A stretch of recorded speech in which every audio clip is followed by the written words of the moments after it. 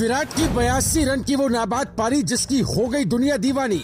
मैदान के हर तरफ उड़ाए शॉट्स, वो 2 छक्के देख बेहोश हो गया गेंदबाज। किसी ऊपरी शक्ति ने विराट की करी मदद और रच दिया गया इतिहास।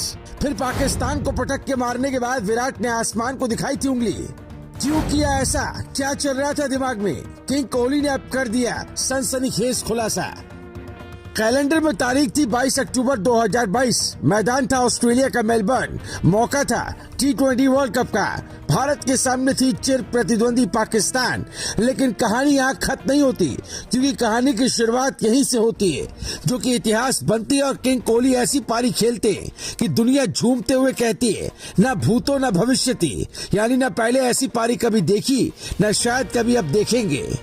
दरअसल उस दिन टीम इंडिया ने T20 वर्ल्ड कप 2022 में पाकिस्तान के खिलाफ शानदार जीत हासिल की थी।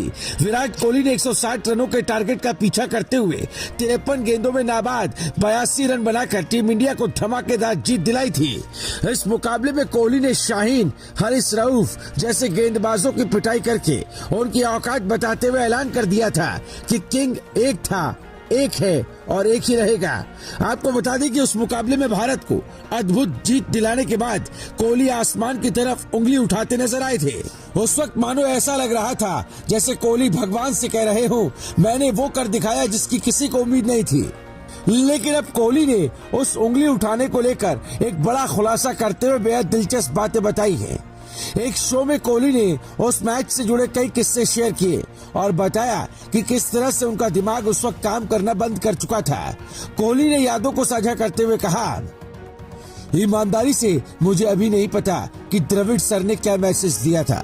बहुत से लोगों ने मुझसे ये पूछने की कोशिश की कि आप उस दौरान क्या सोच रहे थे, आपने कैसे योजना बनाई, लेकिन मेरे पास वाकई इसका कोई जवाब नहीं है, क्योंकि मामले की सच्चाई ये है कि मैं इतना दबाव में था कि 12वें या 13वें ओवर तक मेरा दिमाग पूरी तरह से बंद हो गया था।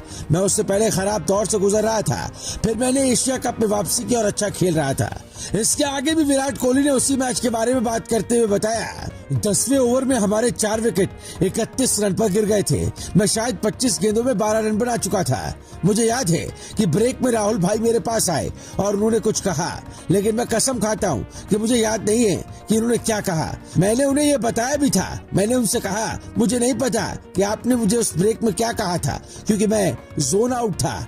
मैच जीतने के बाद मैं खुद नहीं जानता था कि मैंने जो किया वो कैसे किया। मेरा दिमाग इतनी तेजी से घूम रहा था जैसे ये पहले से भी बदतर हो।